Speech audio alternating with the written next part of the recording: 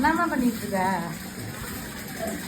அதுவா, இங்க பாருங்க எவ்வளவு குப்பை இருக்குன்னு. எல்லாரும் கீழே வந்து பாப்பா இருக்காங்க, சித்தினா வேலைக்கு போறதுனால மேல ஃபுல்லா கிளீன் பண்ணல போல.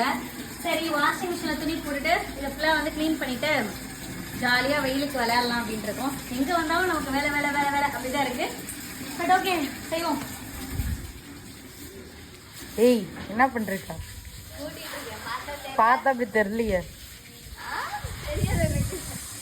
வேலை செய்யும் யஷ்வந்த் அண்ட் ஹர்ஷா. நான் வந்து தண்ணி பிடிச்சி ஊற்றிக்கிட்டு இருக்கேன். யஷ்வந்தே, டிக்கி காட்டு நல்லா, பைத்தியம். எவ்வளோ துணி இருக்கு, நானும் போட்டு போட்டு காய வச்சுட்டு இருக்கேன். யஷ்வந்த் ஒரு தூக்கமே தூங்கி எழுந்திரிச்சிட்டான். இப்போ நாங்கள் கொஞ்ச நேரம் வந்து டீ பிரேக் எடுக்க போகிறோம். அதுக்காக எங்கள் மம்மி டீ கொண்டு வந்திருக்காங்க. என்ன ஒரு பாசம், டீ கொண்டு வந்திருக்கீங்க. இதை போனால் போய் எடுத்து வந்துருக்கதானே. அழகாக இருக்கு எங்கள் கப்பு.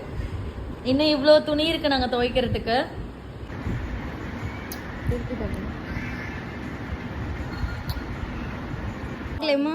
இவ்வளோ துணி நீங்களா துவைச்சிங்க?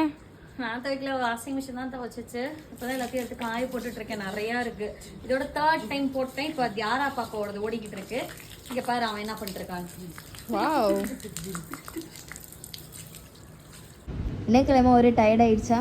ஆமாண்டி, வெக்கேஷனுக்கு நான் ஊருக்கு வந்தா, ஆனால் இங்கே வந்தால் பயங்கரமான வேலையாக இருக்குது. இன்னைக்கு 1 டே வந்து அப்படி தான் போய்கிட்டு இருக்கு. உங்களுக்கும் இந்த மாதிரிலாம் இருக்கா அப்படிங்கிறத மறக்காமல் கமெண்ட் பண்ணுங்கள். நீங்களும் வெக்கேஷனுக்கு போய் ஆனால் அங்கேயும் போய் வேலை தான் செஞ்சுட்டு இருப்பீங்க அப்படின்னா ரெட் ஹார்ட்டை கமெண்ட் பண்ணுங்கள். ஆனால் இந்த வேலையெல்லாம் வந்து ஒரு சந்தோஷமாக இருக்கும். நம்ம வீட்டில் இருக்கவங்களுக்கு, நம்ம ஃபேமிலிக்குன்னு செய்யும்போது ஒரு ஹாப்பினஸ் தான். அந்த ஒரு சின்ன சின்ன ஹெல்ப் வந்து நம்மளால் பண்ண முடியுது. அப்படிங்கும்போது நாங்களும் சந்தோஷமாக இந்த வேலையெல்லாம் வந்து முடிச்சாச்சு. இதுக்கு அடுத்தது அடுத்த ஷாஸில் பார்க்கலாம். பை.